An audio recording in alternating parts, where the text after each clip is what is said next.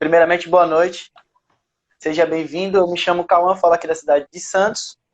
Esse aqui é o meu ladinho aqui, é o Leonardo, voltando de recesso também, fala lá do Sul. E aqui embaixo na minha tela é o João, tá bom? Pronto. Primeiramente, Rei, como a gente já faz de costume aqui, você pode contar um pouco da sua vida, como que aconteceu, como que surgiu o jornalismo na tua vida, onde você se formou, quando se formou? Conta um pouco da sua carreira pra gente, por favor. Bom, vamos lá. Primeiramente, boa noite. Valeu pelo convite. Vocês me ouvem bem? Tá ok? A conexão tá boa? Sim, Boa, tá tudo bem. excelente. Bom, vamos lá. Cara, essa é uma história meio longa. Eu vou tentar resumir aqui para que a gente possa conversar mais sobre temas mais interessantes. Quando eu saí da escola, eu tinha muita dúvida, né, sobre o que eu ia cursar e eu tinha duas possibilidades. Jornalismo era uma porque eu sempre gostei de futebol, então era uma coisa que eu gostava muito e era algo que, pô, tava ali, fazia parte da minha vida, né? Fazia não, faz parte, continua fazendo até hoje. Mas eu não tinha muita, assim, no início, lá atrás, pensava muito assim, pô, cara, se eu for trabalhar com futebol, vou ter que trabalhar de final de semana, acho que isso não vai ser muito legal. Aí eu acabei optando por fazer publicidade. Fiz 6 meses, isso foi em 2014. E aí, quando eu concluí o primeiro semestre, veio a disputa da Copa, né, aqui no Brasil. E aí, dentro daquele mês e tal, e tudo que aconteceu, eu vendo tudo aquilo, né, eu falei, puta, cara, eu preciso participar disso de alguma forma. E aí foi onde eu tive um start ali para fazer essa mudança, né? Troquei o curso, fui lá na faculdade, consegui fazer a troca, né? Então eu cursei um semestre de publicidade, que é um curso bem legal também, né? Foram boas as aulas, eu não troquei porque eu não gostava do curso ou algo do tipo. É porque eu de fato não me sentia muito inserido naquilo, né? Então eu fiz a opção pela troca. Isso foi em julho de 2014. E um ano e meio depois, mais ou menos, eu estava em casa um dia, né? Mexendo na internet e tal, nesses grupos de Facebook. Quando você entra na faculdade, uma das primeiras coisas que você faz é entrar em grupo para procurar estágio, né? E aí entrei ali no grupo para ficar na expectativa de aparecer um estágio e tal, não sei o quê, e apareceu uma vaga na Band. Eu nunca tinha feito nenhum currículo na minha vida. Falei, quer saber? Tô aqui fazendo nada. Fui, fiz e enviei, né? Mas sem expectativa nenhuma, zero mesmo, de verdade. Não esperava que aquilo fosse virar absolutamente nada, não esperava que aquilo fosse dar certo. E aí passou uns 5 dias, recebi uma resposta, né, de uma gestora que trabalhava lá. Pô, a gente viu aqui seu currículo, gostou do seu perfil, você não queria vir aqui bater um papo com a gente? Falei, vou, beleza. Fui, teve aquela primeira conversa, né? Isso era em outubro de 2015. Teve aquela primeira conversa, faz uma redação ali, mas um negócio muito inicial ainda. Beleza, a gente volta a se falar, tal. E continuei ali naquele processo sem muita expectativa de que aquilo pudesse dar certo, tal, e fazendo em paralelo a isso, fazendo a faculdade. Passaram-se mais uns 15 dias, alguma coisa do tipo, recebi uma ligação para voltar lá. Volta aqui e tal, o gestor da vaga quer conversar com você. Volto, beleza, voltei lá, conversei. Tiagão, que hoje é, pô, meu grande amigo. A gente bateu um papo, assim, de uns 20 minutos, meia hora. E eu me lembro de uma frase, né, que ele me disse quando a gente terminou de conversar ali, ele virou para mim e falou: "Gostei de você. A menina do RH vai te ligar". E foi embora. Fui embora para casa, mas ainda como lá no início, sem criar muita expectativa, né, em cima disso. Falei, beleza. E aí passaram-se uns 2 dias dessa última conversa, a menina realmente me ligou e falou: "Pô, a vaga é sua, a gente gostou de você e tal. Que dia você pode começar?", enfim. Na outra segunda-feira eu comecei, dia 30 de novembro de 2015, e desde então eu tô lá na Band, né? Vão se completar no fim desse ano 7 anos, né? E muita coisa aconteceu de lá para cá, só que a gente vai conversar mais sobre isso um pouco mais adiante, mas é mais ou menos como começa a minha trajetória de uma dupla escolha, que eu acabei não optando inicialmente para o jornalismo, muito por não me ver muito inserido naquilo no início, até os dias de hoje, né? Vamos completar 7 anos dessa caminhada É mais ou menos como isso aconteceu. Mais ou menos como eu chego até aqui. Legal, legal. João, Aí, boa noite, prazer falar contigo. Conheço desde essa época aí da faculdade de publicidade, eu lembro disso, eu lembro que você comandava o blog, né, praticamente falando, que ainda existe, Tá vivo até uma hoje. excelente, é uma excelente fonte de análise de futebol. Eu lembro dessa sua transição de publicidade para jornalismo e tal, já vi vários textos seus são muito bons mesmo, e vou começar fazendo duas perguntas. Primeiro, se você se considera mais analista de futebol do que jornalista, já que a faculdade de jornalismo é uma coisa que aconteceu na sua vida, assim, que não foi planejado. E também queria que você falasse sobre o mercado de transferências do São Paulo, né? A gente já tem aí, por exemplo, nos últimos dias, a contratação do Meia Nicão, que veio do Atlético Paranaense, a saída do goleiro Jean para o Cerro Porteño do Paraguai. Queria que você avaliasse o mercado do São Paulo, quais as fragilidades desse elenco também, por favor. Cara, uma coisa que é legal do site, né? Você olha lá para trás e lembra do início e tal, ou até mesmo vê algumas coisas que você escreveu lá no começo, você fala, nossa, como eu escrevi a bobagem. Depois que passa muito tempo, né? E isso é bom porque você consegue perceber a evolução na sua escrita, a forma como você se expressa. Cara, essa primeira pergunta que você fez, ela é interessante. Eu já me senti mais analista de jogo e talvez hoje eu me sinta mais jornalista do que analista de futebol, do que analista de jogo. Porque eu acho que não são duas coisas que precisem caminhar separadas, elas podem caminhar juntas, no meu caso, caminham juntas, porque eu não sou um jornalista esportivo, eu sou um jornalista de futebol. Se a gente começar a falar aqui sobre vôlei, eu não vou ter muito do que acrescentar. E eu acredito de verdade em a pessoa se especializar em algo. Eu não, quem falou isso? Isso não é um pensamento meu. Quem falou isso foi o PVC. Para a gente, numa palestra lá na faculdade uma vez, eu estava no terceiro ou no quarto semestre. E ele falou exatamente essa frase que eu acabei de falar, roubei dele. Não acredito, eu não sou um jornalista esportivo, eu sou um jornalista de futebol. E aquilo ficou martelando um pouco na minha cabeça, porque eu não conseguia separar muito bem essas coisas antes. E hoje eu compreendo que é muito difícil você ser especialista em um assunto. Muito difícil. Você querer ser especialista em vários é mais difícil ainda. Então, hoje eu me vejo muito mais como um jornalista do que como um analista de futebol, para responder sua pergunta. Mas não acredito que sejam duas coisas que precisem ser opostas. Acho que a gente não pode perder a nossa capacidade de ser jornalista enquanto analista de futebol e nem o contrário. Enquanto analista de futebol, a gente não pode perder a nossa capacidade de ser jornalista.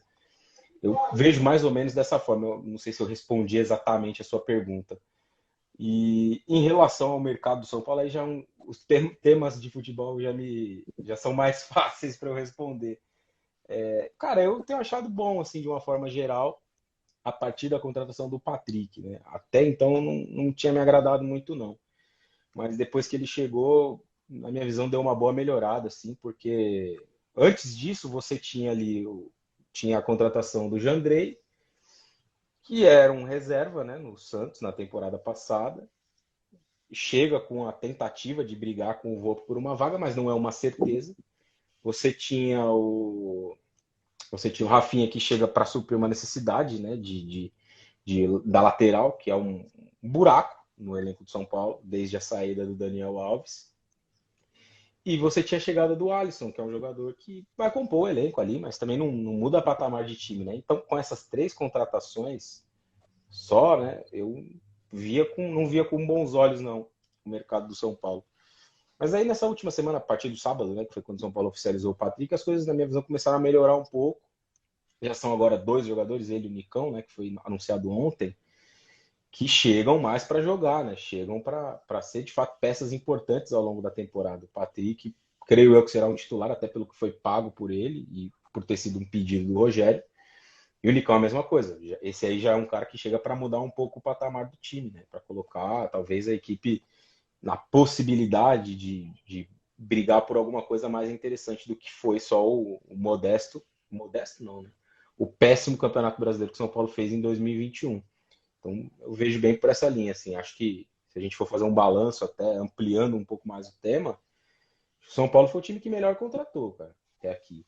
O Fluminense fez um mercado muito bom, na minha opinião, mas o Palmeiras trouxe peças complementares, o Galo trouxe só o Ademir, o Flamengo não contratou ninguém até agora, o Inter tinha muitas promessas, mas acabou concretizando só o Wesley, de fato, e o Lisieiro. Então, acho que até de uma forma geral, o mercado de São Paulo até que é um dos melhores do Brasil. Se não for o melhor, é o segundo. Leonardo. Bom, Raí, satisfação falar contigo. E primeiro eu queria fazer duas perguntas, uma de cunho pessoal, que você deve ter falado outras vezes, e outra continuar no assunto de São Paulo. O seu nome é Raí por causa do Raí, Sim. de São Paulo? Imagino que já tenha respondido isso antes, mas Sim, é. seu pai deviam ser fã dele e colocou o nome em você. Foi bem por aí, né? Eu nasci em 96, então 2, 3 anos, né? 2, 3 anos não, 3, 4 anos depois dos dois mundiais. E na verdade era para ser meu irmão o nome dele, que nasceu antes de mim, nasceu em 93. Mas aí minha mãe não deixou e acabou sobrando para mim a bucha. Mas Ah, é por tá. causa dele, sim. Bacana. Mas E é como, tranquilamente como uma das. Uma das, não, é a pergunta que eu jamais respondi na minha vida, mais vezes respondi, né? Depois dessa é como escreve seu nome. com acento, sem acento, tem Y, I? Ah, cara, já me chamaram de tanta coisa por aí. Imagino. E como o Cauã falou, né? Tô aqui em Porto Alegre, mas eu morei muito tempo no interior de São Paulo. E comecei a torcer pro São Paulo, até por conta dos times de 92, 93, né? E em cima disso, o que eu queria te perguntar, falando de mercado, que como você falou, de fato, o São Paulo foi bem no mercado, embora assim as contratações ali, Patrick e Alisson, não me agradam muito. Acho que o Patrick teve um 2021 muito abaixo, assim, em todos os sentidos. Mas a do Nicão ali foi interessante, embora o que se noticiou é que não houve acerto do agente do Nicão com o Inter, depois o São Paulo entrou e levou, foi mais ou menos no chapéu, mas não foi. Mas o que surpreende é que faz muito tempo que o São Paulo anda muito mal das pernas. E não só em campo. Questão de salário, jogadores saem reclamando, muita fofoca de bastidor, briga entre dirigentes, às vezes a gente diz até que saíram no tapa. O São Paulo, assim, é um desastre. Mas ele segue contratando muito bem. Por que você acha que o São Paulo segue, assim, sendo um bom... um cara que vai bem no mercado? Isso é uma coisa que me surpreende, porque uma hora isso tinha que cair a credibilidade. A credibilidade do São Paulo não cai. Por que você acha que isso acontece? Cara, eu acho que tem alguns aspectos que dá pra gente olhar nesse sentido. Se você for parar para pensar de uma forma mais ampla e olhando para mais anos, São Paulo não tem conseguido contratar grandes jogadores, no sentido de trazer jogadores que outros times talvez queiram, né? Você citou a questão do Nicão, por exemplo. A questão do Nicão é um bom exemplo porque ela é muito menos um chapéu e muito mais uma saída do Inter do negócio por conta de outras condições, né? Porque o empresário do Nickel queria um pouco mais de dinheiro e tal, e o Inter falou, pô, aqui é o meu máximo, né? Até onde a gente chegou é meu máximo, daqui para frente eu não consigo mais. Se a gente for pensar em outras contratações de impacto que o São Paulo fez nos últimos anos, você tem de financeiro, né? Eu tô falando, você tem o Pablo, por exemplo, o São Paulo pagou uma fábula aí, quase 30 milhões de reais. E não teve retorno nenhum em relação a isso. Então, eu acho que o São Paulo tem muito mais conseguido contratar jogadores que não têm assim uma expectativa de vestir camisas de outros grandes clubes do que tenha de fato se destacado no mercado ou algo do tipo, né? Obviamente, para além de tudo isso e de uma gestão ruim, essas últimas, você tem uma camisa muito forte, um nome muito grande ainda no mercado. O São Paulo é um tricampeão do mundo. E isso tem o seu peso, né? Embora a fase seja muito ruim, tem um peso você ser um tricampeão do mundo. Não é qualquer coisa. Não é, beleza, vou jogar ali e é um time que não tem muita torcida, que não tem expressão. Não, é bem diferente disso, né? Então, eu acho que essa questão acaba pesando um pouco na hora de um jogador tomar uma decisão entre jogar em um time intermediário ou um time que é um emergente, porque você tem vários no futebol brasileiro hoje. O Atlético Paranaense nem é mais um emergente, né? Já é um time que furou a bolha tem bastante tempo, mas você tem outras equipes que talvez sejam emergentes e tenham até condições financeiras melhores que a do São Paulo, Fortaleza, Ceará, Bragantino, mas muitas vezes o cara prefere fazer uma opção por vestir uma camisa um pouco maior, um pouco mais pesada, do que optar por um projeto que possa dar até para ele um retorno melhor, do ponto de vista de conquistas e tudo mais, pela saúde financeira desses clubes. Então, acho que vai mais ou menos nessa linha. Raí, na temporada passada, ainda falando de contratações do São Paulo, ele acabou trazendo também alguns jogadores. Foi o caso do Daniel Alves, o Caleri, o Éder.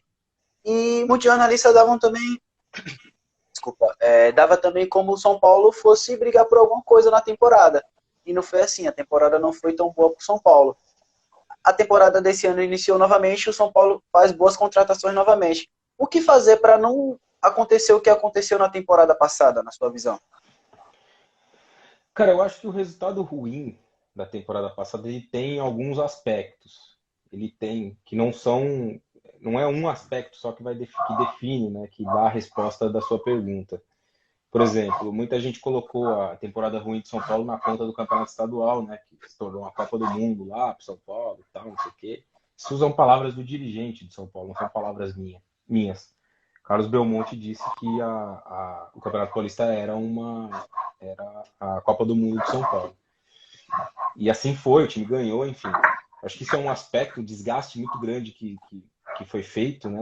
O esforço muito grande que foi colocado para ganhar essa competição foi um aspecto. Eu acho que tem um outro aspecto de uma queda de rendimento muito grande de muitas pessoas, né? De muitos jogadores ao mesmo tempo. Vários jogadores caíram de rendimento muito ao longo da temporada. E acho que de escolhas também, né?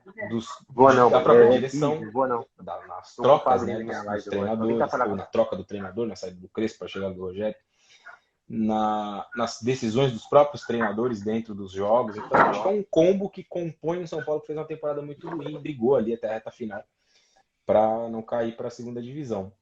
Eu acho que tentar olhar pelo menos para esses erros, para não repeti-los nessa temporada que se inicia, é algo que já vai ser muito bom, né? Então, primeiro tópico do Campeonato Estadual. Você vai olhar para o Campeonato Estadual hoje com uma visão diferente. Não é algo que não é mais a prioridade da temporada. Então, se eu sei que eu tenho 60 jogos para jogar, eu não vou colocar toda a minha energia nos 10 primeiros. Vou dosar, vou experimentar, vou fazer testes. E aí, quando chegar o momento mais decisivo dessa competição, eu vou empregar um pouco mais de empenho, talvez, para tentar vencê-la. Então, dosar energias eu acho que é um item importante. Eu acho que melhorar a leitura das escolhas, isso aí, nisso eu incluo o Rogério, é um outro tópico importante. Eu acho que ele fez muitas escolhas contestáveis ao longo da temporada que passou, de opções de escalação, de opções de mudança. Não sei se por desconhecimento do elenco que tinha nas mãos, acho que isso tem uma parte, mas é pouca. Mas a parte maior desse tópico, acho que é de ordem dele mesmo, né? Então, coisa que ele precisa melhorar, porque é um técnico em desenvolvimento. E acho que tem uma outra parte, a terceira, né? Falei sobre a dosar energia, sobre as escolhas do treinador e direção. E esse último trecho que eu acho que é o mais importante, que são os jogadores, né? Teve muita gente que rendeu muito menos do que poderia na temporada passada, principalmente a partir de um determinado momento. Estou tentando escolher bem as palavras aqui para dizer que os caras deram uma relaxada boa na reta final da temporada. Tipo, beleza, vamos aqui, porque não tem muito o que fazer e tal. E não competiram de verdade, né? Eu acho que esse foi um fator importantíssimo para que a temporada acabasse do jeito que acabou. Então, acho que visualizar esses erros, que são, na minha visão, né, os que constituíram essa temporada muito ruim em 2021, são importantes para não repeti-la nessa temporada. Uma temporada também que já não tinha sido tão boa. Na verdade, tinha sido boa em 2019. O São Paulo ficou ali quase campeão e acabou na reta final também dando essa relaxada e acabou perdendo o título pro Flamengo, né? 20. 20, verdade. 2020. Tá passando... Foi ontem. isso. João. Mas já faz 2 anos esse campeonato. Verdade. A pandemia bagunçou a nossa noção de horário de tempo, né? Calendário. Falando de futebol europeu agora, Raí, o Felipe Coutinho, que estava encostado no Barcelona, foi emprestado ao Aston Villa até o fim acha que pensando em Copa do Mundo, você acha que essa foi a melhor escolha para a carreira dele? Antes disso, o nome dele estava sendo ventilado no Flamengo, só que, segundo rumores, ele não quis acertar com o rubro-negro por conta da relação que ele tem com o Vasco, né? O clube que o projetou para o futebol. Você acha que essa foi a melhor escolha para a carreira dele mesmo? Como você vê essa questão? Assim, se você for pensar que... Vamos colocar o que a gente sabe, né? Que ele teve aí sondagens do Flamengo, ouvi dizer também um barulho do Palmeiras, mas acho que não é verdade. E o West Ham. Então, se a escolha... West Ham não, Aston Villa. Então, se a escolha fosse entre Flamengo e Aston Villa, se eu fosse ele, teria escolhido o Aston Villa. E aí, muita gente que vai ouvir isso pode pensar que esse cara tá maluco. O Flamengo vai brigar para ganhar tudo aqui no Brasil e o Aston Villa não vai ganhar nada na Europa. Não briga nem por um quarto lugar na Premier League. Mas acho que tem outros aspectos. Um aspecto importante é que ele vai continuar na Europa, desculpa, que é um futebol que tem um nível muito maior do que o nosso e vai fazer com que ele também mantenha um nível de competitividade diferente. Ele vai estar na principal liga do mundo, a liga mais vista do mundo, que é a Premier League. E tem um outro aspecto que pouca gente fala, eu acho que vai ser determinante em muitas questões para essa próxima Copa do Mundo, e até mesmo dentro da disputa dela, é que é uma Copa que é de calendário diferente. A Copa do Mundo geralmente acontece no fim da temporada europeia e no meio da temporada brasileira. Dessa vez é o contrário. Ela vai acontecer no fim da temporada brasileira e no meio da temporada da Europa. Começo para o meio, né? Porque não vai ter nem virado o ano ainda. Então, aqui no Brasil, o Felipe Coutinho, se viesse para o Flamengo, teria 70 jogos nas pernas no final de 2022. No Aston Villa, onde ele vai jogar aí a partir das próximas semanas, né, quando se recuperar, quando tiver condição de jogo, até a Copa do Mundo, ele vai ter essa reta final de temporada, o início da outra, mas eu tenho certeza que ele não vai ter jogado 40 partidas. Certeza, absoluta, sem medo de errar. E nesse hiato aí de 40 partidas, ele vai ter um período de férias no meio, uma parada ali de um mês e meio. Depois vai poder fazer uma pré-temporada. Então, acho que a escolha, na minha visão dele, se acerta por esses dois aspectos, né? É uma escolha certa por esses dois aspectos. Primeiro, por ele se manter no mais alto nível de competitividade no sentido de liga, de clubes, de cenário. Obviamente que ele vai ter que dar uma resposta também nesse sentido. E também por conta do calendário, que aqui no Brasil não seria tão vantajoso para ele, pensando na disputa da Copa do Mundo. Léo? E lembrando também que você falou na escolha entre Flamengo e Aston Villa, que eu também escolheria o Aston Villa, não só pelos motivos que você citou, mas o Aston Villa é o time do Príncipe William, né? Você imaginou o Príncipe William comemorando no gol seu, coisa que o Flamengo não pode dar para ele. Mas... O Flamengo tem uma outra autoridade hoje que disse aí na final da Libertadores que torceria para o Flamengo, né? Eu acho que essa é bem menos honrosa do que o Príncipe William. Isso, e ainda deu azar, né? Que torceu e deu azar. Além de tudo, ainda é pé frio. Isso. E eu queria entrar no assunto, como estava falando, questão de análise tática, que eu acho que é uma coisa interessante que você faz bastante. Eu queria saber como é que você vê hoje, porque a análise tática em geral, no Brasil, acho que começou a ficar mais, entre aspas, popular na época do PVC na ESPN, né? Antes do PVC, quase não se falava em tática nos programas esportivos. Eu acho que o PVC começou a introduzir isso. E foi uma coisa, acho legal, assim, para tentar dar um ponto de vista melhor da partida, sair um pouco dos clichês, mostrar, de repente, alguma coisa que a televisão ali, às vezes, não capta, né? E o rádio, às vezes, também, menos ainda. E apareceram muitos analistas, né?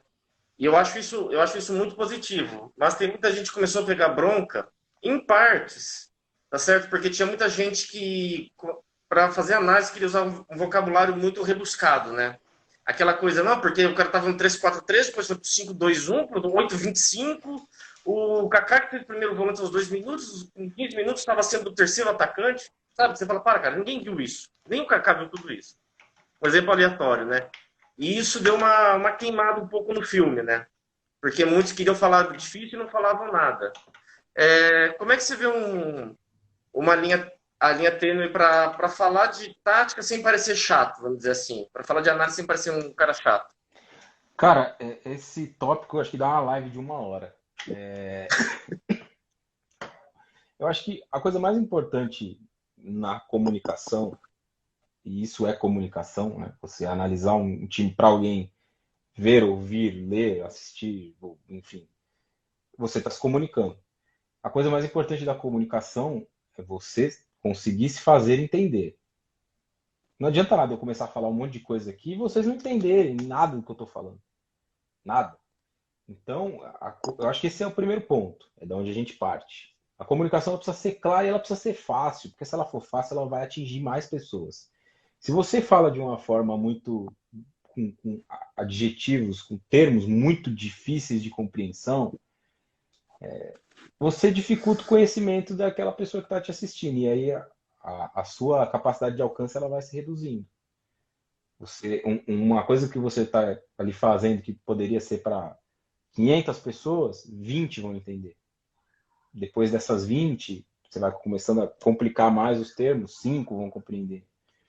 Até que você vai se esvaziando, e você vai continuar falando, vai começar a ficar falando só para as mesmas pessoas que produzem conteúdo como você, para as pessoas que produzem o mesmo conteúdo que você. Então, acho que esse é um ponto fundamental. A comunicação ela tem que ser feita para que a outra pessoa compreenda. Eu sei do que eu estou falando, mas a pessoa que está do outro lado, será que ela vai entender o que eu estou querendo dizer? Acho que isso é importante demais.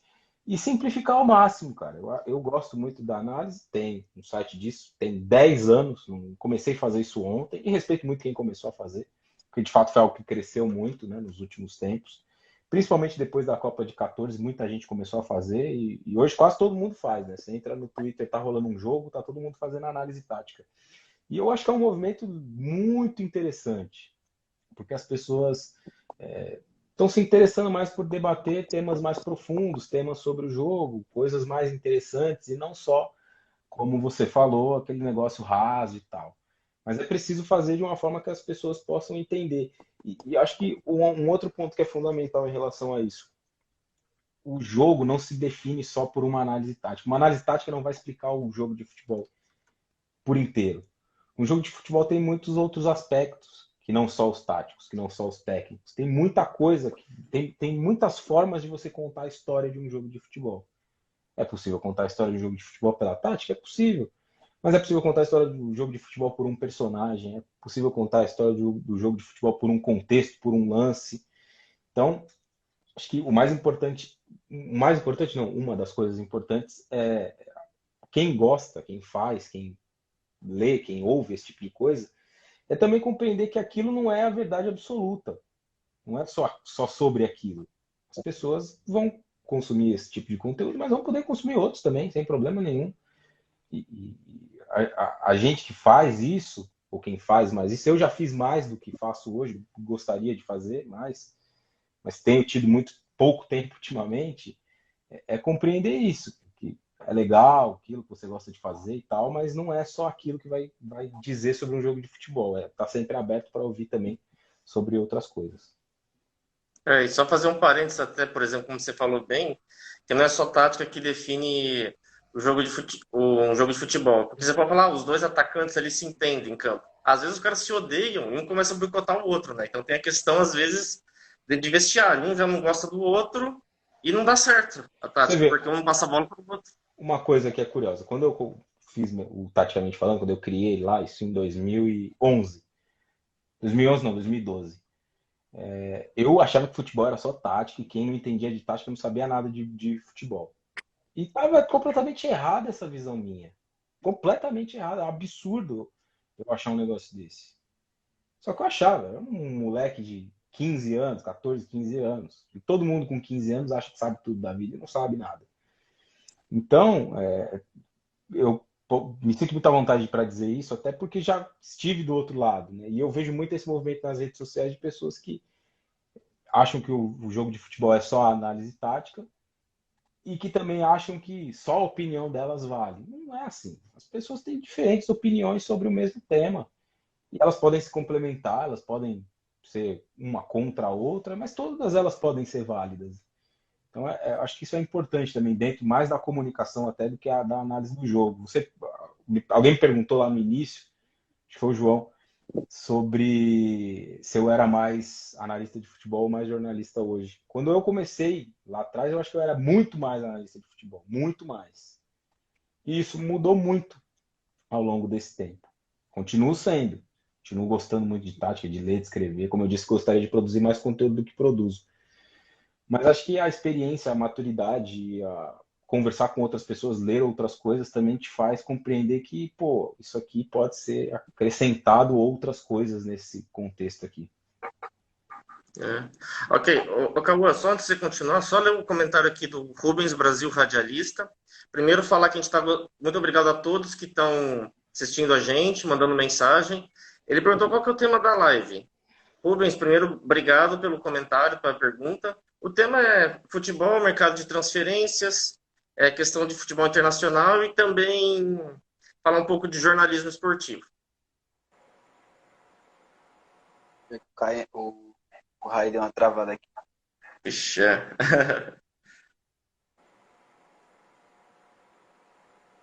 Vamos lá. Vamos ver se tem conta aqui. A gente vai vendo os comentários aqui. O Lima Lê 123. Um abraço. Outro aqui, o Rona Personal. Raí, meu garoto. Um abraço. Enquanto isso, galera, brigadão aí por ficar mandando as mensagens. Agora já já o Raí volta.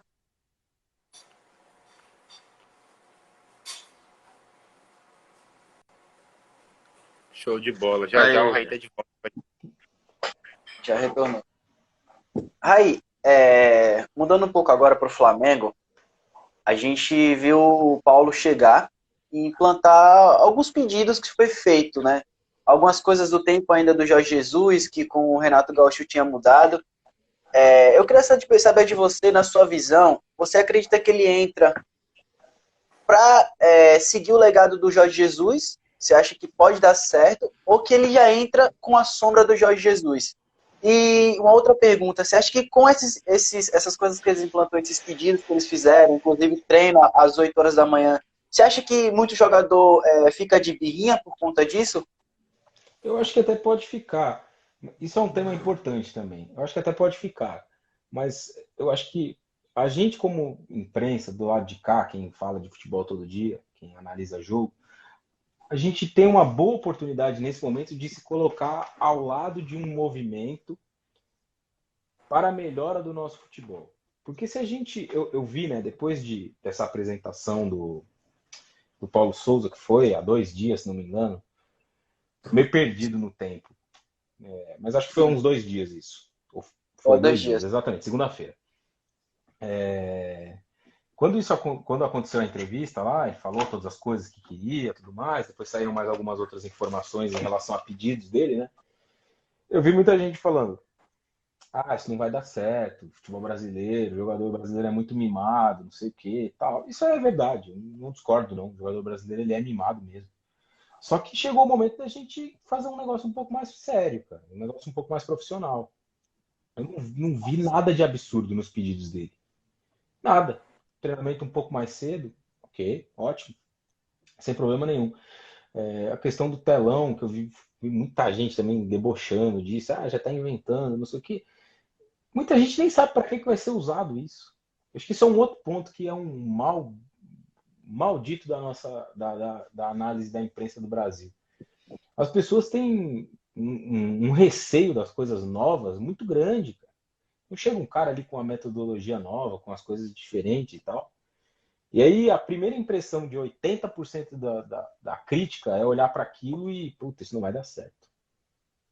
Negócio de telão aí, treino cedo, almoçar no CT, não pode mexer no celular, muita regra, não vai dar certo. Ninguém tenta entender, ninguém não, a maioria, né? A maioria das pessoas não tenta entender, por que esse cara pediu esse telão? Para que será que ele vai usar isso? Por que ele quer que os caras... Outro tópico que é polêmico aí desse negócio é o jantar lá no estádio depois do jogo, né? Por que esse cara quer que a gente jante junto aqui depois do jogo? Eu tenho certeza que ele explicou isso para os jogadores, né? Mas a gente pensando lá de cara, como análise, por que esse cara quer isso, né? Por que o Paulo Souza está chegando com esses pedidos aí? Vai pedir para a galera almoçar, jantar depois do jogo. Cara, isso, tem alguma coisa por trás disso. Tem uma metodologia, uma questão fisiológica. Os jogadores do Flamengo se machucam demais. Por que será que eles se machucam tanto? O que esses caras comem depois do jogo? Como eles treinam depois dos jogos? Como eles se reabilitam das lesões? Então esse cara está trazendo uma visão diferente. Ele está trazendo para cá, para o Brasil, a possibilidade da gente experimentar algo novo. Porque o que está sendo feito aqui não está dando certo. Continua sem dar certo. A gente continua a ter um futebol varziano, a gente continua a ter um futebol sem projeção, onde os times daqui vão jogar com os de fora, no Mundial de Clubes, por exemplo, não conseguem passar mais da semifinal, não são só os brasileiros. Esses são os sul-americanos. Perdem para os árabes, perdem para os mexicanos, perdem para os gregos, não ganha mais de ninguém. Não é porque os caras são melhores que nós, não é isso, não são melhores, mas os métodos deles evoluíram. E os nossos continuam os mesmos. Continua a gente olhar para um negócio diferente, para um método diferente e falar, putz, isso aí não vai dar certo aqui no Brasil, hein? Os caras estão inventando. Tem um comentário aqui embaixo, ó, do Henrique, meu amigo Henrique, que trabalha com futebol, e isso que ele está falando é verdade. E isso que ele está falando não é um comentário de um cara que acha alguma coisa, é um comentário de alguém que vive isso. Por isso que muitos não se estabilizam na Europa. Exatamente por isso, por essa visão, cara. De vir uma metodologia diferente, de vir um cara que vai trazer coisas novas, coisas que vão agregar, e aí a gente olhar que, meu jogador não vai querer porque é muito mimado. E aí a gente vai ficar com essa visão para sempre. O jogador brasileiro é muito mimado, o jogador brasileiro é muito mimado. Eles de verdade são, mas em algum momento isso vai ter que ser rompido. Que seja agora. Que essa oportunidade com o Paulo Souza seja a oportunidade de ser uma virada, da gente poder tornar o futebol um pouco mais profissional, da gente poder trazer métodos diferentes, da gente poder trazer algo que vai agregar, que vai abrir os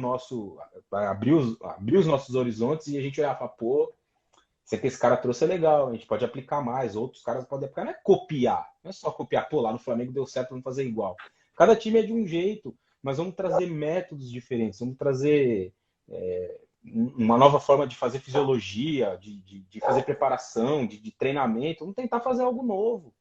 Então, a coisa que mais me incomoda de tudo isso aí, nesse processo todo de uma chegada de um treinador estrangeiro, é muita gente fechar os olhos para o novo. Sendo que a gente está vendo o futebol evoluindo lá fora. Evolui. Pô, cara, você assiste uma transmissão, da Premier League, você assiste uma transmissão do Campeonato Espanhol, a quantidade de dados que esses caras têm ao longo dos jogos, você assiste uma transmissão da NBA, a quantidade de dados que esses caras trazem ao vivo, e a gente aqui no Brasil continua, não, futebol não mudou tanto, né? Fechando os olhos para as coisas evoluindo. Então, acho que esse é um ponto importante dessa questão do Paulo. Acabei nem respondendo sua pergunta, fui para outro lado, mas acho que era importante fazer Não, pode ficar tranquilo. E sobre manter ou mudar, eu acho que ele vai fazer um trabalho bem diferente do Jesus, assim, em métodos, em estilo de jogo, até pelo que eu consegui estudar mais ou menos de característica dele. Eu acho que não vai ser um Flamengo muito parecido com o do Jesus, não. Acho que vai ser um time bastante diferente em peças, em sistema, em forma de jogar. E eu acho, de verdade, isso é só um palpite mesmo, porque a gente só vai saber quando as coisas rolarem, mas eu acho que tem tudo para dar muito certo esse negócio do Flamengo com o Paulo Souza. Tudo para dar muito certo. A impressão que esse sujeito me deixou na entrevista coletiva, ela foi muito positiva. Legal. Só mais uma pergunta para você, Raí.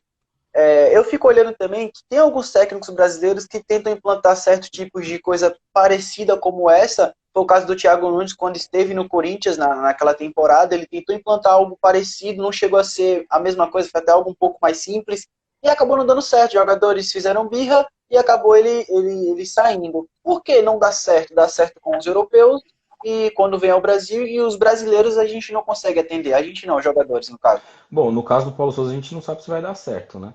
A expectativa é que dê, óbvio, mas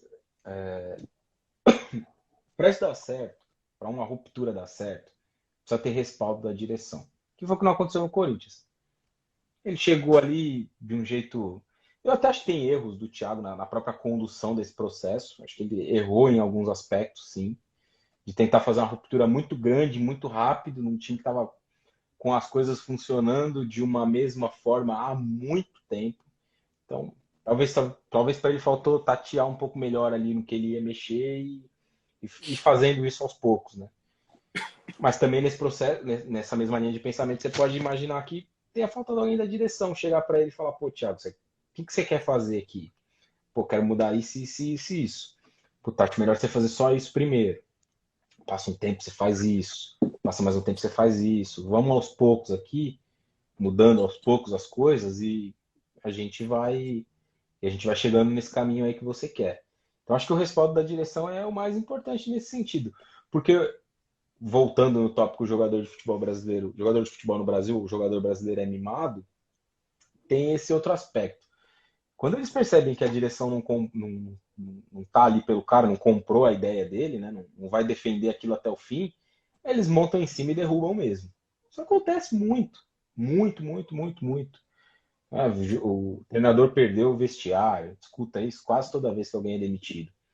Então é preciso ter um trabalho forte de quem tá em cima, na hierarquia, na parte lá do alto e falar, esse cara vai chegar, vai fazer isso, isso, isso, e vocês vão ter que seguir, porque nós confiamos no trabalho dele, nossa aposta está nele e a gente vai com ele até o fim.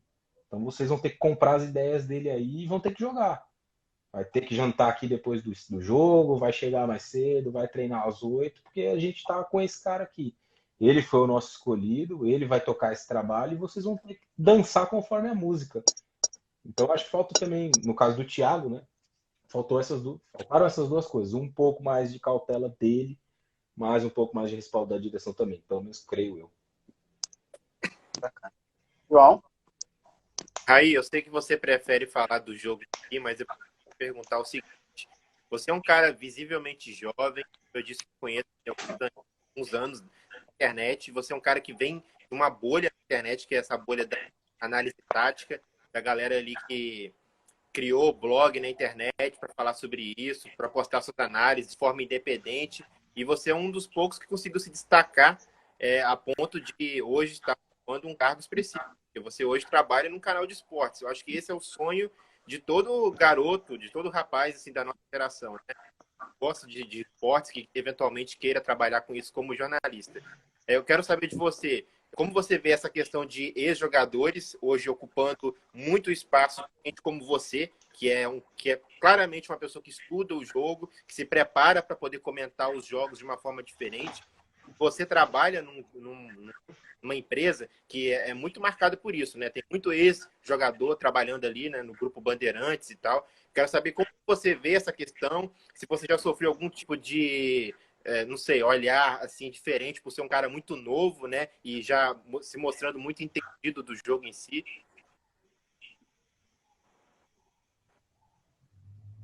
Deu uma travadinha no final. Mas captou a pergunta? Deu para entender a pergunta? Deu. Não, travou só um pouquinho o final, mas deu para entender.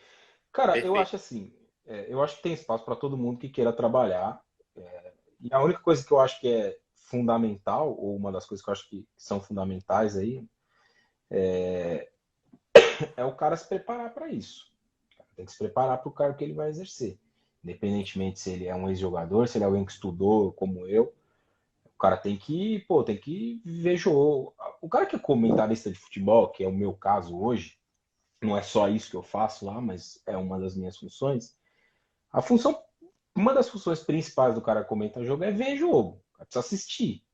Então, quem ingressa nessa vida, quem faz essa opção de estudar jornalismo, de virar um jornalista de esportivo ou de futebol, como eu disse lá no começo, o cara tem que saber que, pô, sábado, 4 horas da tarde, o cara tem que ver ali o jogo do Barcelona, o cara tem que ver o jogo do Real Madrid. Se o cara entrar nessa e acha que o final de semana dele, sábado e domingo, ele vai quebrar na noite, vai pro bar, não vai rolar. Vai ter vida curta. Porque a nossa fonte de conhecimento, nossa maior fonte de conhecimento são os jogos. Tem que ver o jogo, tem que assistir o que está acontecendo para você se inteirar. Então, acho que isso é um ponto muito importante, cara. Espaço tem para todo mundo. E não estou muito longe eu aqui de querer fazer qualquer tipo de reserva de mercado.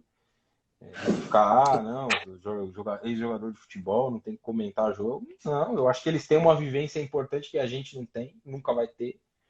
Mas muitos deles não têm o estudo que a gente tem. Então, acho que quem consegue aliar essas duas coisas, como o Pedrinho faz, por exemplo. Para mim é de muito longe o melhor comentarista e jogador que tem. O cara alia a experiência que ele teve no tempo dele de jogador com o estudo. O cara vai atrás, o cara lê, o cara se informa, o cara assiste jogo pra caramba. Para mim esse é o mundo ideal. Só que o cara também não pode ter uma cadeira cativa pelo nome que ele tem. Tipo, não vejo jogo nenhum. E tem muito, hein? Não são poucos, não. Que não vê um jogo na vida e tá lá porque o cara tal, porque tem um nome grande, enfim. Isso aí são. Eu entendo também. São muitas visões desse mesmo tema. E eu consigo compreender mais de uma. Não é é isso ou só aquilo. Eu compreendo também que existe uma questão que ela é fundamental na televisão, que é a audiência. E é óbvio que, à primeira vista, o cara que é o ex-jogador de futebol, ele vai dar mais audiência do que eu falando.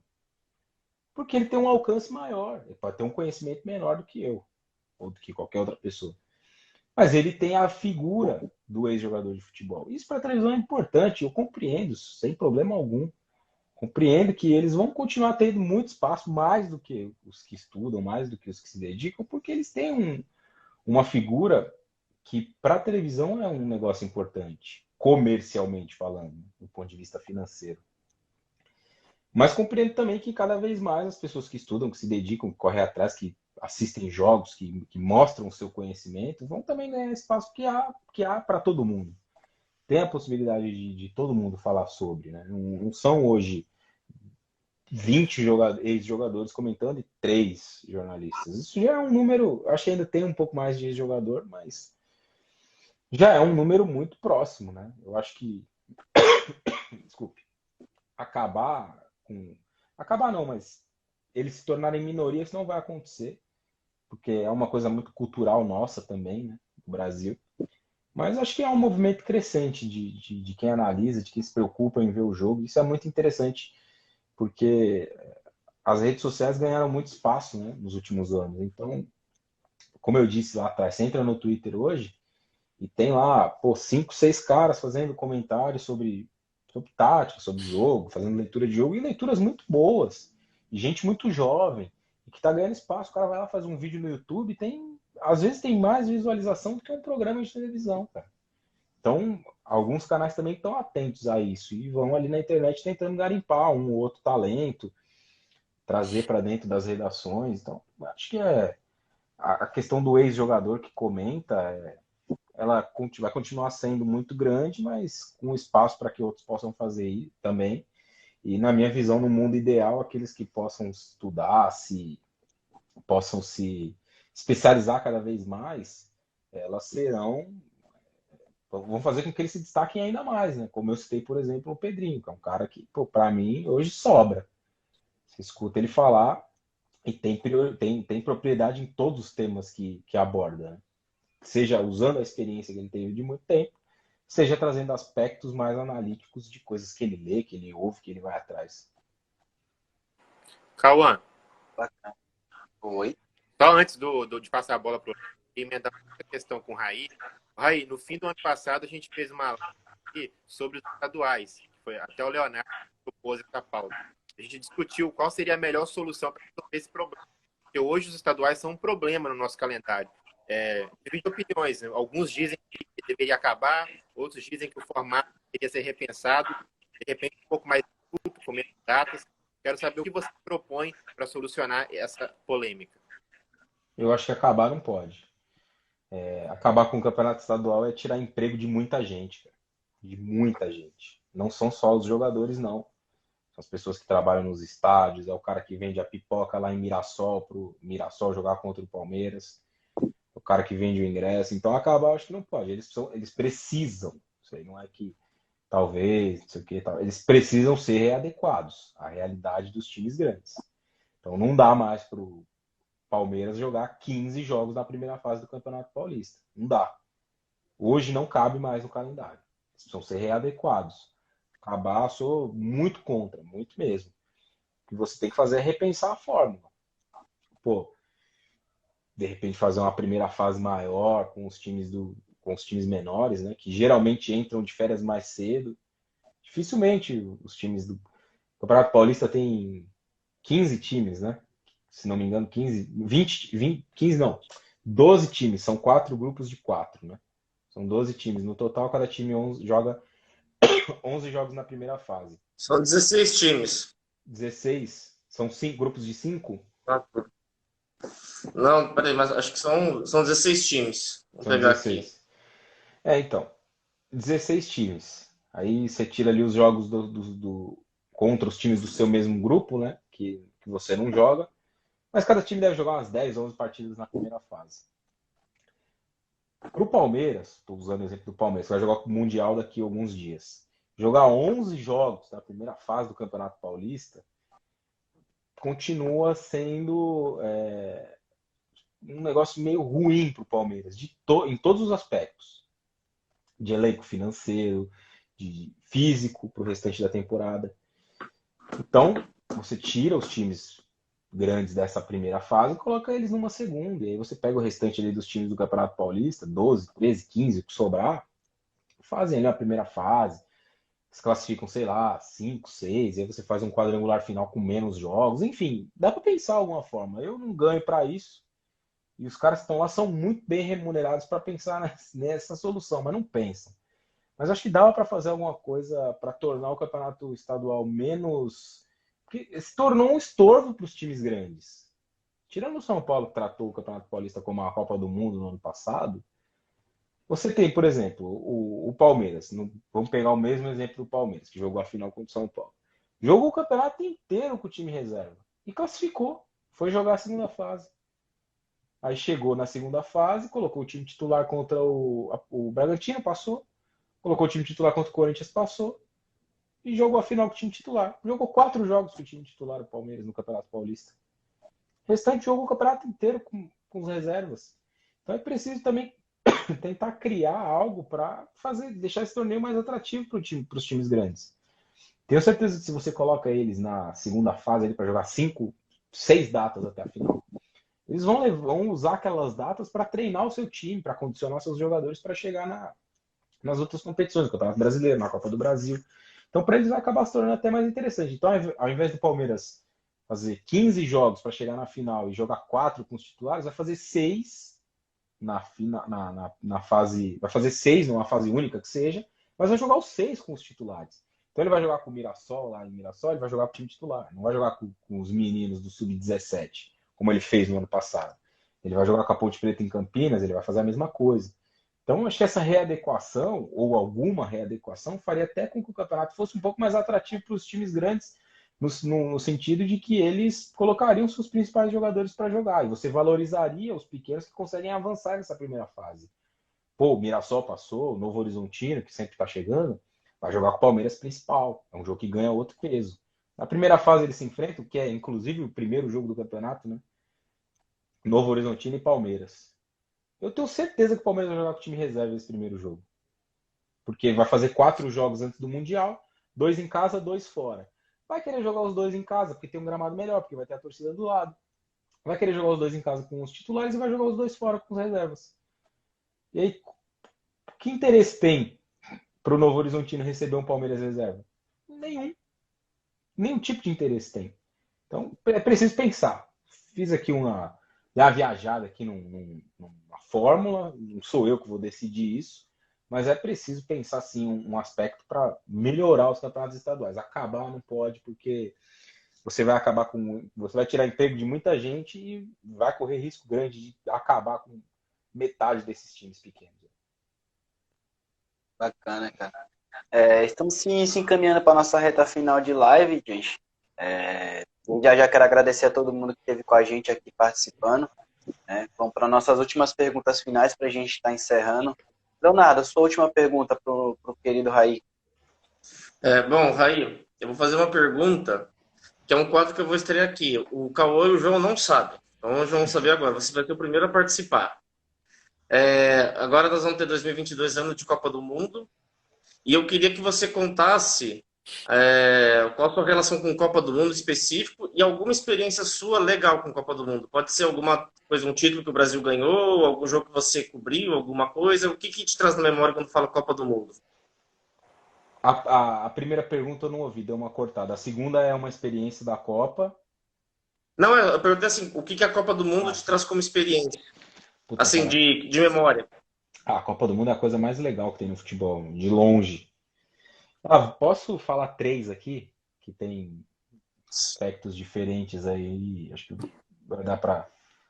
A primeira é a Copa de 2002, que é a primeira Copa que eu me lembro, né? Mas lembro só da final daquela Copa. Lembro que a gente assistiu o jogo na casa de um primo meu e muita gente, né? Foi num domingo de manhã cedo, porque era no Japão. E a gente assistiu, pô, muita gente aquele jogo e tal. E eu tenho uma lembrança bem vaga daquele dia, mas me lembro. Então é a primeira lembrança que eu tenho de Copa do Mundo, é essa, de 2002. Uma segunda lembrança que eu colocaria aqui de Copa foi o primeiro jogo de Copa que eu fui, né? Quando a Copa aconteceu aqui no Brasil, que foi o jogo entre Bélgica e Coreia do Sul, lá em Itaquera, né? Quando ainda se chamava Arena São Paulo, né? Neoquímica Arena. Bélgica e Coreia, né? A geração belga que viria eliminar o Brasil 4 anos depois. Foi o primeiro jogo, primeiro e único, né? Jogo de Copa que eu fui. A Bélgica ganhou o jogo por 1-0, foi um gol do Vertonghen, se não me engano. E, cara, uma outra lembrança de Copa, eu acho que pode ser a Copa de 18, que foi a primeira Copa que eu trabalhei, né? Então é a primeira lembrança que eu tenho de Copa, que é 2002. A primeira partida que eu fui de Copa que foi em 14. E a de 18, que foi a primeira Copa do Mundo que eu trabalhei. Entrei na Band em 15, né? No Band Esportes em 15, pouco depois ali da Copa de 2014. E a Copa de 18 eu trabalhei, foi a primeira que eu trabalhei quase todos os dias de jogos de Copa eu trabalhei. Eu estava no primeiro jogo do Brasil, Brasil e Suíça, né? Aquele empate 1-1, assisti na redação aquele jogo, me lembro. A abertura daquela Copa, assisti em casa, que foi Rússia e Arábia Saudita. Arábia Saudita. Aquele jogo eu assisti em casa. Mas o primeiro jogo do Brasil eu assisti lá e estava lá também no dia do Brasil e Bélgica. Eu não assisti lá o Brasil e Bélgica, mas fui para lá um pouco depois. E a final também não estava lá, mas a Copa de 18 de uma forma geral, porque foi a primeira Copa que eu trabalhei. E foi uma Copa boa também, né? Do ponto de vista de jogos, de disputa, assim, de Muitos análise. gols. Muitos gols, vários jogos bons, né? A gente teve uma surpresa grande, foi a Croácia, teve a França ganhando, mesmo sem ter sido uma seleção dominante, né? Mesmo sem. A França foi aplaudida por ganhar a Copa sem fazer aquilo que as pessoas esperam que a seleção brasileira faça, que é dar show. A França não deu show em nenhum jogo. Ganhou a Copa porque foi Muito boa essa consistente. frase. Ganhou a Copa porque foi consistente. Então as pessoas usam muito o exemplo da França, né? A França ganhou a Copa do Mundo, não sei o que e tal. Mas ganhou a Copa do Mundo fazendo aquilo que as pessoas, não fazendo aquilo que as pessoas querem que a seleção faça. E que nenhuma seleção pode fazer hoje, que é dar show. Porque elas não têm contexto para dar show. Elas se reúnem pouco, elas trazem jogadores de times diferentes, elas têm pouco tempo para trabalhar. É Então, mata-mata. é um mata-mata. Não tem como. É muito difícil você lembrar de uma seleção que ganhou a Copa do Mundo dando show. Eu vou me lembrar aqui das Copas que eu vi, é claro, né? Essa eu não vi ao vivo, mas eu assisti durante a pandemia os jogos do Brasil. A Copa de 70. Aquela seleção jogou muita bola. Mas de lá pra cá, cara, pega as últimas. A Espanha do aclamado Tic-Tac jogou nada naquela Copa. Nada. Jogou nada. Foi a seleção campeã do mundo que menos fez gols numa Copa do Mundo. Perdeu para a Suíça na estreia e ganhou quase todos os outros jogos de 1-0. Só o jogo contra o Paraguai, não. O jogo contra o Chile foi 2-1, se não me engano. Os outros jogos da Espanha foram todos 1-0. O jogo da Espanha contra Portugal nas oitavas, 1-0. Espanha e Paraguai nas quartas, 1-0, com o Oscar Cardoso perdendo pênalti antes da Espanha fazer 1-0. Espanha e Alemanha na semifinal, 1-0. Espanha e Holanda na final, 1-0. A Espanha passou muito longe de dar show naquela Copa do Mundo. Fez vários jogos ruins, bem ruinzinhos, vários jogos. A Alemanha, que ganhou a Copa do Mundo com a marca do 7-1, jogou uma bolinha pequenininha também na Copa do Mundo do Brasil. Não teve a Alemanha quase caiu fora para a Argélia nas oitavas de final. O jogo foi para prorrogação no Beira-Rio, 1-1. 1-1 ou 0-0, não me lembro. A Alemanha depois ganhou o jogo na prorrogação. Depois teve nas quartas, estou tentando lembrar quem que a Alemanha tirou nas quartas. A França, 1-0. 1-0 no Maracanã apertado também. Quase perdeu a final para a Argentina. Se não fosse o Higuaín, se tivesse ali um Lautaro Martinez hoje, se tivesse um Messi mais calibrado naquele dia, apesar que grandes jogos Milito. o Messi não decide, mas tem muita gente que não está preparada para ter essa conversa. Se tivesse um cara mais bem calibrado ali, a Argentina teria ganhado aquela Copa do Mundo contra a Alemanha, que todo mundo acha que foi espetacular. Então, tudo isso só para dizer que a Copa do Mundo nunca foi vencida por uma seleção espetacular, pelo menos nos últimos, sei lá, 20 anos, 30 anos. Nunca não foi vencida. É só olhar para trás que todo mundo vai ver. As pessoas não têm a memória muito em dia, né, na maioria das vezes. Só quando é para fortalecer seu argumento. Quando não é, ninguém tem a memória em dia. Então, eu acho que isso é um fator muito importante sobre a Copa do Mundo, cara. As pessoas querem que a seleção jogue um futebol que ela não vai jogar e que ninguém joga. E que ninguém vai jogar nos próximos 20 anos para ganhar uma Copa do Mundo. Cara, bacana. Que história legal. Aí. Dessa a gente ficava aqui até a madrugada batendo papo sobre futebol. Futebol é um mas, assunto que infelizmente, rende muitas conversas. demais. Infelizmente a gente vai ficando por aqui. Quero agradecer a você por ter disponibilizado esse tempão aí para estar falando com a gente. Chegou na correria, mas conseguiu estar batendo papo com a gente. Acho que o dia foi corrido pra caramba, né? Desejo sucesso total na sua carreira, cara, mais ainda. E que marcar umas próximas vezes pra gente bater mais papo sobre futebol, que é importante sempre estar conversando aqui. Não, sem dúvida. Eu que agradeço, amigos, o espaço e o convite para a gente conversar aqui, né? Essa semana tem sido uma semana um pouco mais caótica aí na minha rotina diária, mas aos poucos as coisas vão melhorando. E com certeza a gente vai voltar aqui para bater mais papo, sim, porque futebol é um assunto que rende muito tempo. Só faltou um copo de cerveja aqui, aí dava para a gente ficar mais umas 3 Verdade. horas. Dava para a gente ficar mais umas 3 horas batendo papo, mas eu agradeço demais aí o convite de vocês e desejo também muito sucesso nos projetos, não só esse aqui, mas o pessoal de cada um de vocês também. E contem comigo sempre que precisar, tem meu telefone, só chamar, mandar mensagem que a gente troca ideia. Legal. Bom, pra É, gente encerrar. é isso, agradecer muito ao Raí pelo tempo, né? Hoje, como eu disse, tem uma rotina bastante corrida e para estar com a gente. Quero fazer uma última pergunta, que é sobre o Atlético Mineiro, né? Que está sem treinador. O Cuca deixou o cargo alegando para eu, particularmente, não tenho nenhuma informação que isso é verdade. Eu queria saber a opinião, o palpite do Raí. Ele acredita nessa justificativa do Cuca? Não é a primeira vez que ele deixa o cargo alegando esse tipo de coisa. E qual técnico que ele acha que seria mais preparado para o comando do Galo?